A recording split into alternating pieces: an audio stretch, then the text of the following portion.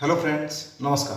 मी भारत बापू Savalwade, लठ्ठी education society Sangli संचलित श्रीमती अक्काताई नाना Neje high school Dattawad, तालुका शिरोळ, जिल्हा कोल्हापूर या ठिकाणी विज्ञान शिक्षक म्हणून कार्यरत आहे. माझ्या भारत सावळवाडे या यूट्यूब चॅनलमध्ये मी सर्वांचं स्वागत करतो. आणि आज आपण इयत्ता 9वी विज्ञान आणि तंत्रज्ञान भाग 2 मधील प्रकरण क्रमांक 15 life processes in living organisms म्हणजेच सजीवांमधील जीवन प्रक्रिया यामधील 6वा भाग की ज्यामध्ये आपण human nervous system in which we will study brain and spinal cord, मेंदू आणि मेरुरज्जू कशा पद्धतीनं काम करतात याबद्दल आपण समजून घेणार आहोत. पाहूयात आपण प्रेझेंटेशन. मित्रांनो, human nervous system. Now the human nervous system consists of the central nervous system, the peripheral nervous system and the autonomous nervous system, of which first of all we will study about the central nervous system. In this central nervous system there is brain and spinal cord. म्हणजे मेंदू आणि मेरुरज्जू यांनी ही central nervous system किंवा मध्यवर्ती चेतासंस्था बनलेली असेल. त्यापैकी पहिला भाग मेंदू, that is brain. It is an extremely delicate and highly evolved system. अतिशय नाजूक असा हा मेंदूचा भाग आहे आणि ही एक अतिशय इव्हॉल्वड म्हणजे उत्क्रांत अवस्था आहे. It is the main controlling part of the nervous system. संपूर्ण चेतासंस्थेला नियंत्रित करेल असा हा सगळ्यात महत्त्वाचा असा मुख्य नियंत्रक भाग असेल. Brain is located in the protective cranial cavity. मेंदू हा कवटीमध्ये संरक्षित असतो किंवा ज्याला आपण कर्पर-गुहा असं सुद्धा म्हणतो. या कर्पर-गुहेमध्ये तो संरक्षित असतो. And the spinal cord is protected by the vertebral column. आणि स्पायनल कॉर्ड किंवा मेरुरज्जू हा पाठीच्या कण्यामध्ये जी पोकळी असते त्याच्यामध्ये संरक्षित असतो. The space between the central nervous system and the bony coverings has the protective layers called meninges. Central nervous system म्हणजे मेंदू आणि मेरुरज्जू आणि त्याच्यावर असणारी जे काही हाडांचं कव्हरिंग आहे, हाडांचं जे आवरण आहे, म्हणजे मेंदूच्या बाबतीमध्ये कवटी किंवा कर्करोगुहा आणि मेरुरज्जूच्या बाबतीमध्ये पाठीचा कणा, यांच्यामध्ये मेनिंजेस आहेत म्हणजे मस्तिष्क आवरणं आहेत की या मस्तिष्क आवरणामध्ये outer dura mater and inner delicate pia mater are present. म्हणजे अशा प्रकारची ही 2 आवरणं त्याच्यामध्ये आहेत. ही जी 2 आवरणं आहेत, ही 2 आवरणं बाहेरून जर काही मेकॅनिकल धक्का येत असेल तर तो धक्का शोषून घेण्याचं काम करतात. In the brain there are cavities which are called as the ventricles. मेंदूमध्ये पोकळ्या आहेत आणि मेंदूतल्या पोकळ्यांना मस्तिष्क निलये असं म्हणतात. मेंदू ही काही भरीव संरचना नाही आहे, तर त्याच्यामध्ये काही पोकळ्या आहेत आणि त्या पोकळ्यांना मस्तिष्क निलये असं म्हणतात. ही मस्तिष्क निलये मेरुरज्जूमध्ये असलेली जी मध्यनाल आहे त्यांच्याशी जोडलेली असतात. म्हणजे निलये मेरुरज्जूमध्ये मध्यनाल म्हणून एक्सटेंड झालेलं असतं. These ventricles continue as the central canal in the spinal cord. Now the ventricles, the central canal and the spaces between the 2 meninges म्हणजे मस्तिष्क आवरणं यांच्यामध्ये असलेलं जे काही स्पेस आहे त्याच्यामध्ये सुद्धा एक प्रकारचं द्रव भरलेलं असतो आणि त्या द्रवाला प्रमस्तिष्क मेरुद्रव असं म्हणतात. Likewise, again we will repeat, the ventricles, central canal and the spaces between the 2 meninges is filled with a cushion-like fluid called cerebrospinal fluid. It is short formed as CSF, which supplies nutrients to the central nervous system and also absorbs the mechanical shocks and protects it. म्हणजे मेंदू आणि मेरुरज्जू यांचं या CSF मुळे संरक्षण सुद्धा होतं. म्हणजे ही पोषणद्रव्ये पुरवतात आणि बाहेरून येणारे यांत्रिक किंवा मेकॅनिकल धक्क्यांपासून संरक्षण सुद्धा करतात. आता मित्रांनो, या ठिकाणी माणसाच्या डोक्यामध्ये असणारा जो मेंदू आहे तो मेंदू नेमका कसा असतो त्याच्याबद्दल ही पहिली आकृती दाखवते की या डोक्यामध्ये इकडं वरील बाजूला प्रमस्तिष्क दिसतो. प्रमस्तिष्क ज्याला इंग्लिशमध्ये आपण सेरेब्रम असं म्हणतोय. What is this cerebrum? तर इतर काही प्राण्यांच्या तुलनेनं आपण जर विचार केला तर इथं याला प्रमस्तिष्क असं का म्हटलंय? त्याला प्रोसेन्सेफेलॉन असं सुद्धा इंग्लिशमध्ये म्हटलं जातं. प्रोसेन्सेफेलॉन असं का म्हटलं, प्रमस्तिष्क असं का म्हणतोय आपण? प्र म्हणजे पुढील भाग, मग इथं प्रमस्तिष्क असं म्हटलेलं आहे. प्रत्यक्षामध्ये माणसाच्या शरीरामध्ये आपल्याला लक्षात येईल की हा भाग वरील बाजूला आहे. त्या दृष्टीनं म्हटलं तर तो टॉप व्ह्यू असायला पाहिजे किंवा तो टॉपचा भाग असायला पाहिजे, परंतु इथं प्रमस्तिष्क म्हटले, पुढील भाग म्हटलेलं आहे. असं का म्हटलं तर या ठिकाणी आपण जरूर लक्षात घ्या की मानव हा 4 पायावर चालणाऱ्या प्राण्यांच्या पासून विकसित असा प्राणी आहे. आणि जर हा 4 पायावर चालणाऱ्या प्राण्यांच्या पासून विकसित झालेला आहे तर 4 पायावर चालणाऱ्या प्राण्यांच्या शरीरामध्ये जी संरचना पुढील बाजूला आलेली आहे ती माणसाच्या शरीरामध्ये वरील बाजूला गेलेली आहे. म्हणून इतर प्राण्यांच्या शरीरामध्ये ज्या पद्धतीचं नामकरण केलेलं आहे त्याच पद्धतीचं नामकरण आपण इथं सुद्धा करतो आहोत. म्हणून त्याला आपण प्रमस्तिष्क म्हणणार आहोत, म्हणजेच सेरेब्रम. त्यानंतर इकडं मागील बाजूला अनुमस्तिष्क म्हणजे सेरेबेलम दाखवलेला आहे की ज्याला आपण लहान मेंदू किंवा मागील मेंदू असं सुद्धा म्हणतो. आणि त्यानंतर या ठिकाणी मेंदू आणि हा मेरुरज्जू स्पायनल कॉर्ड की जो व्हर्टिब्रल कॉलममधून पाठीच्या कण्यामधून जाणार आहे तो दाखवलेला आहे. त्या दोन्हींना जोडणारा मधील जो भाग आहे त्याला आपण मेडुला ऑब्लॉंगॅटा मस्तिष्कपुच्छ असं म्हणतो, म्हणजे मेंदूची शेपटी असं त्याला आपण म्हणू शकतो. आणि तोच पुढं मेरुरज्जू म्हणून कंटिन्यू होणार आहे. ओके, हा जो मानवी मेंदू आहे या मानवी मेंदूचं वजन किती असतं हा सर्वसामान्यपणे सर्वांना पडणारा प्रश्न आहे. तर ते 1300 ते 1400 ग्रॅम इतकं असेल. दॅट मीन्स 1300 to 1400 ग्रॅम्स इतकं त्याचं वस्तुमान असेल. And it's volume will be 1260 cubic centimeters in men and 1130 cubic centimeters in women. म्हणजे पुरुषांमध्ये 1260 क्युबिक सेंटीमीटर इतकं असेल आणि स्त्रियांमध्ये 1130 क्युबिक सेंटीमीटर इतकं असेल. तर या मानवी मेंदूमध्ये 100 अब्ज न्यूरॉन असतील. Human brain will have 100 billion neurons किंवा 100 अब्ज चेतापेशी याच्यामध्ये असतील. त्यांचं हे गुंतागुंतीचं जाळं या ठिकाणी निर्माण झालेलं असेल. आता हा मेंदू जो आहे याचा व्हर्टिकल सेक्शन घेतलेला आहे साईडवाईज, आणि तो कसा दिसतो तो आपण या ठिकाणी पाहूया. प्रमस्तिष्काच्या बाहेरील बाजूला अशा अनेक वळ्या दिसत आहेत किंवा ज्यांना आपण घड्या म्हणूया. त्याला इंग्लिशमध्ये कन्व्होल्युजन्स असं म्हटलेले आहेत.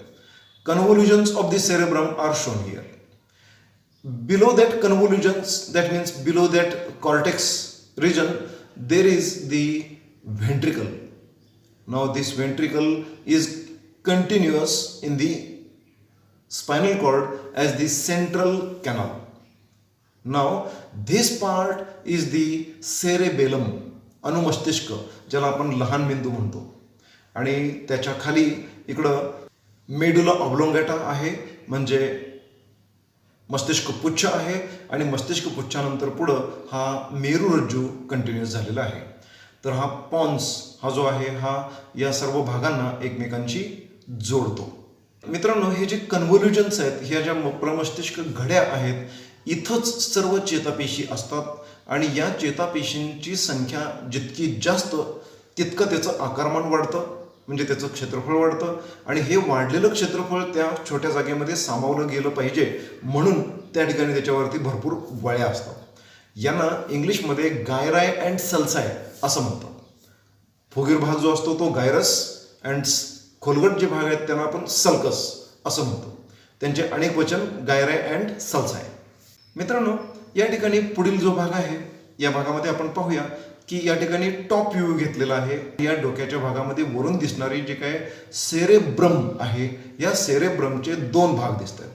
हा लेफ्ट पार्ट दिसतो आणि इकडं राईट पार्ट दिसतो. Left cerebral hemisphere, right cerebral hemisphere हे या ठिकाणी आपण दाखवलेले आहे. या लेफ्ट सेरेब्रल हेमिस्फिअर जो आहे ह्याच्याबद्दल या ठिकाणी माहिती दिलेली आहे. The function of the left brain is analytical thinking, म्हणजे पृथक्करण करणं, ॲनालिसिस करणं ही त्याची ॲबिलिटी आहे. लॉजिकल थिंकिंग, तर्कसंगत विचार करणे. त्यानंतर भाषेचं सेंटर इकडं डाव्या बाजूला विकसित झालेलं आहे. त्यानंतर सायन्स अँड मॅथमॅटिक्स याच्याबद्दल म्हणजे वैज्ञानिक विचार करण्याची क्षमता ही सर्व या मेंदूच्या डाव्या बाजूला विकसित झालेली आहे.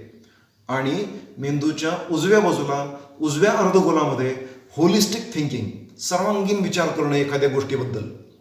त्याचबरोबर प्रतिभात्मक विचार, नवीन काहीतरी निर्माण करणं, नवनिर्मिती ही कला, त्याचबरोबर नवनिर्मिती इथं घडत असते. म्हणजे नवनिर्मितीचे विचार सर्व या बाजूला असतात, उजव्या बाजूला आहेत. त्यानंतर कला, संगीत यांचं नियंत्रण करणारी केंद्रसुद्धा मेंदूच्या उजव्या भागामध्ये आहेत, म्हणजे प्रमस्तिष्काच्या उजव्या बाजूला असतात. अशा पद्धतीनं अनेक जे वेगवेगळ्या क्रियांची जी केंद्र आहेत, ही केंद्र या मेंदूमध्ये कोणत्या बाजूला असत आहेत हे सुद्धा या ठिकाणी आपल्याला पाहता येईल. यानंतर पुन्हा एका वेगळ्या व्हिडिओमध्ये मेंदूमध्ये असणारी हे जी काही वेगवेगळे भाग आहेत, हे भाग कसे असतात, त्याचं पेपर मॉडेल कसं करावं किंवा कसं असतं हे मी प्रत्यक्ष तुम्हाला दाखवणार आहे. ते कसं बनवावं तेही दाखवणार आहे आणि ते प्रत्यक्ष डोक्यावर घालून एकमेकांच्या मेंदूचा अभ्यास कसा करायचा असतो हे सुद्धा मी तुम्हाला दाखवणार आहे. आता आपण पुढे जाऊया. Cerebrum, this is the largest part of our brain and it consists of 2 cerebral hemispheres, म्हणजे 2 प्रमस्तिष्क अर्धगोलांपासून ते बनलेलं असतं. These hemispheres are joined with each others with the help of tough fibres and the nerve tracts. अनेक अशा तंतूंनी ते एकमेकांना बांधलेले असतात आणि त्यांच्यामध्ये नर्व ट्रॅक्ट्स असतात की ज्यानं त्या दोन मेंदूंच्या मध्ये, दोन भागांच्या मध्ये कम्युनिकेशन घडतं. The cerebrum occupies 2/3 part of the brain. एकूण 2/3 इतका भाग या प्रमस्तिष्क अर्धगोलांनी व्यापलेला असतो.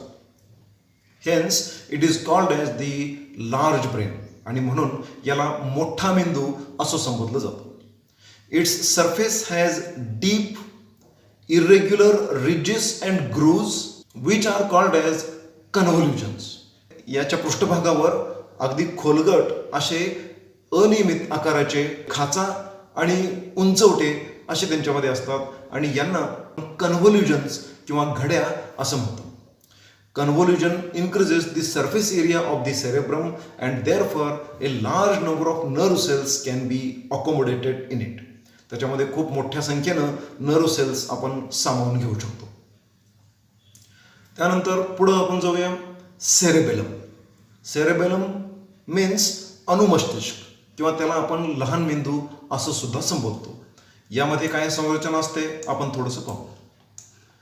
दिस is the smaller part of the brain situated below the cerebrum at the back of the cranial cavity. कर्करोगुहेच्या किंवा कवटीच्या मागील बाजूला ह्या सेरेबेलमची लोकेशन्स असतात. Its surface shows shallow grooves instead of deep convolutions. अगदी खोलगट जाणाऱ्या ज्या खाचा वळ्या ज्या असतात याच्याऐवजी या ठिकाणी वरवरच्या खाचा दिसतात. Now next is medulla oblongata. This is the hindmost part of the brain. अगदी सगळ्यात मागचा भाग आहे. There are 2 triangular swollen structures on it. These are called as pyramids on the upper side of the medulla oblongata. The medulla oblongata continues downwards as the spinal cord. Medulla oblongata पासूनच spinal cord arise होत असतो किंवा तो तिथून सुरू होत असतो.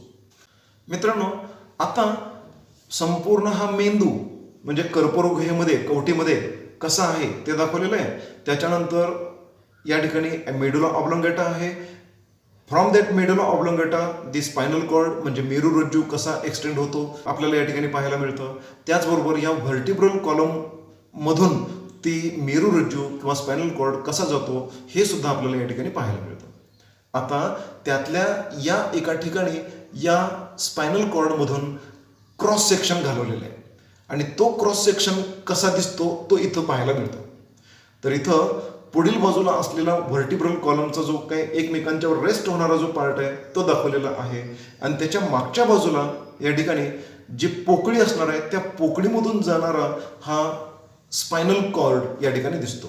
म्हणजे ही पोकळी असेल, या पोकळीमधून स्पायनल कॉर्ड जाईल आणि त्याशिवाय त्याच्यानंतर तिथं पुढं असलेला जो भाग आहे हा एकमेकांच्यावर आधार घेतलेला भाग आहे. तर त्या पोकळीमधून जाणारी ही स्पायनल कॉर्ड, हाच स्पायनल कॉर्ड या ठिकाणी एनलार्ज करून आपण पाहतोय. तर इथं असणारा हा सेंट्रल कॅनल आणि हा स्पायनल कॉर्ड याच्यामध्ये एच शेप्ड जो पार्ट आहे त्याच्यामध्ये नर्व सेल्स असणार आहेत आणि इकडं सेन्सरी न्यूरॉन्स एका बाजूने येतील, मोटर न्यूरॉन्स दुसऱ्या बाजूने जातील, अशा प्रकारची संरचना या ठिकाणी आपल्याला पाहायला मिळते. म्हणजे संवेदी चेतापेशी एका बाजूने त्याच्यामध्ये प्रवेश करतील आणि प्रेरक चेता दुसऱ्या बाजूने त्याच्यामधून बाहेर जातील. मित्रांनो, आता आपण आणखी थोडं पुढे जाऊ. मेंदूचे जे वेगवेगळे भाग आहेत त्यांची कार्य कोणकोणती आहेत ते आपण समजून घेऊया. नंबर 1 इज सेरेब्रम, म्हणजे प्रमस्तिष्क. कंट्रोल ऑफ व्हॉलंटरी मुवमेंट्स, म्हणजे ऐच्छिक क्रिया ज्या काही शरीरामध्ये घडत असतील त्यांचं हे नियंत्रण करत असतं. त्यानंतर कॉन्सन्ट्रेशन, म्हणजे एकाग्रता. प्लॅनिंग, म्हणजे वेगवेगळ्या कामामध्ये जे नियोजन करायचं आहे त्या नियोजनाचं काम या सेरेब्रममध्येच चालणार आहे. त्यानंतर डिसिजन मेकिंग, निर्णय प्रक्रिया, ही या सेरेब्रममध्येच चालणार आहे. मेमरी, म्हणजे पाहिलेली एखादी गोष्ट, एखाद्या गोष्टीबद्दलची इन्फॉर्मेशन ही साठवून ठेवणं, ही या सेरेब्रममध्येच घडणारी प्रक्रिया आहे. त्यानंतर इंटेलिजन्स, म्हणजे बौद्धिक क्षमता, बौद्धिक क्षमतेची कामं सगळी या सेरेब्रममध्येच चालणार आहेत. त्यानंतर पुढील भाग आहे सेरेबेलम. सेरेबेलम म्हणजे अनुमस्तिष्क, लहान मेंदू, की हा ज्या ऐच्छिक क्रिया चालतात त्या ऐच्छिक क्रियांच्या मध्ये समन्वय राखतो. That means coordination in the voluntary movements, म्हणजे एक प्रक्रिया झाल्यानंतर दुसरी प्रक्रिया किंवा त्याच्यानंतर आणखी काय घडणार त्या सगळ्या प्रक्रिया त्यांचं क्रमवारी ठरवण्याचं काम ह्या सेरेबेलम मध्ये चालतं. That means it maintains the body's balance, संपूर्ण शरीराचा बॅलन्स राखण्याचं काम ही अनुमस्तिष्क करत असतं. त्यानंतर मेडुला ऑब्लोंगेटा, ज्याला आपण मस्तिष्क पुच्छ म्हणतो, की हा मेडुला ऑब्लोंगेटा किंवा मस्तिष्क पुच्छ हा इनव्हॉलंटरी ॲक्टिव्हिटीजवर नियंत्रण ठेवतो, म्हणजे अनैच्छिक क्रियांवर नियंत्रण ठेवतो. Control of involuntary activities like beating of the heart, blood circulation, breathing, sneezing, coughing, salivation etcetera. आता या अनैच्छिक क्रिया नेमक्या कोणत्या? हृदयाचं धडधडणं, हृदयाचे जे अंकुंचन प्रसारण प्रवाहाची प्रक्रिया होत असते त्याच्यावर नियंत्रण या मेडुला ऑब्लोंगेटाचं असतं आणि ही अनैच्छिक क्रिया आहे. अशा पद्धतीनं आणखी कोणकोणत्या आहेत ते आपण पाहूया. ब्लड सर्क्युलेशन, शरीरामध्ये होणारं रक्ताचं अभिसरण. ब्रीदिंग, श्वासोच्छ्वास. थोड्या प्रमाणामध्ये हे ब्रीदिंग ऐच्छिक सुद्धा आहेच, परंतु जेव्हा आपलं तिकडं लक्ष नसतं तेव्हा ते अनैच्छिक पद्धतीनं आपोआप घडणारी प्रक्रिया आहे. तर तिचं नियंत्रण ही मेडुला ऑब्लोंगेटा किंवा मस्तिष्क पुच्छ करत असतं. स्नीझिंग, शिंक येणे, कफिंग, खोकला येणं, सलायवेशन, लाळ निर्मितीची प्रक्रिया होणं, ह्या सर्व प्रक्रिया या मेडुला ऑब्लोंगेटाच्या सहाय्यानं नियंत्रित केल्या जात असतात. Next is the spinal cord. आता मेरुरज्जूची काही फंक्शन्स आहेत, काही कार्य आहेत. Conduction of impulses from skin towards the brain, स्किनपासून येणारे जे इम्पल्सेस आहेत ते मेंदूपर्यंत पोहोचवणं आणि मेंदूकडून येणारी जी काही माहिती आहे किंवा जे ऑर्डर्स आहेत ते त्या स्किनपर्यंत पोहोचवणं. म्हणजे conduction of impulses from skin towards the brain, conduction of impulses from brain to the muscles and glands, म्हणजे मेंदूकडून आलेले आदेश स्नायूंच्याकडं किंवा ग्रंथींच्यापर्यंत पोहोचवणं. It functions as the centre of coordination of the reflex actions. त्याचबरोबर हा रिफ्लेक्स ॲक्शन किंवा प्रतिक्षिप्त क्रियांचं एक सेंटर म्हणून, एक समन्वय केंद्र म्हणून तो काम करत असतो. त्यानंतर आपण आणखी पुढे जाऊ. पेरिफेरल नर्वस सिस्टीम, म्हणजे परिघीय चेतासंस्था. The peripheral nervous system consists of nerves originating from the central nervous system. These nerves connect the central nervous system with the various parts of the body. शरीरामध्ये जी मध्यवर्ती चेतासंस्था आहे त्या मध्यवर्ती चेतासंस्थेचं शरीराच्या इतर भागांशी जे संपर्क ठेवणं आहे, ही संपर्क ठेवण्याची प्रक्रिया या पेरिफेरल नर्वस सिस्टीमच्या माध्यमातून होत असते. त्यामध्ये दोन भाग आहेत, क्रॅनियल नर्व्स आणि दुसरा भाग आहे स्पायनल नर्व्स. क्रॅनियल नर्व्स म्हणजे करपर चेता, कवटीतून बाहेर पडणाऱ्या चेतापेशी ज्या आहेत, ज्या थेट मेंदूतून बाहेर पडतात, त्यांना आपण करपर चेता असं म्हणतो. अशा एकूण 12 जोड्या आहेत. Nerves originating from the brain, these are called as the cranial nerves. They are associated with various parts of the head, thorax and abdomen. There are 12 pairs of cranial nerves. And next one is the spinal nerves, म्हणजे ज्याला आपण मेरुचेता म्हणतो. अशा एकूण 31 जोड्या आहेत आणि या 31 जोड्या काय काम करतात ते आपण पाहूया. Nerves originating from the spinal cord, these are called as the spinal nerves, and these are associated with the arms, legs, skin and other parts of the body. There are 31 pairs of spinal nerves. And next one is the third nervous system is autonomic nervous system, ज्याला मराठीमध्ये आपण स्वायत्त चेतासंस्था म्हणतो. The autonomous nervous system consists of the nerves of involuntary organs like heart, lungs, stomach, etc. And it is not under the control of our will. He autonomic nervous system, स्वायत्त चेतासंस्था, ही आपल्या इच्छेनुसार काम करत नाही, तर आपल्या इच्छा नसताना सुद्धा शरीरामध्ये ज्या क्रिया अत्यंत आवश्यक असतात, ज्या क्रिया पार पडल्याच पाहिजेत, त्या क्रियांचं नियंत्रण ही ऑटोनॉमिक नर्वस सिस्टीम स्वतंत्रपणानं करत असते. मित्रांनो, माझं हे मार्गदर्शन जर आपल्याला आवडलं असेल तर जरूर लाईक करा. उपयुक्त वाटलं असेल तर इतरांच्यासाठी जरूर शेअर करा आणि माझं चॅनल जरूर सबस्क्राईब करा. Stay connected. धन्यवाद.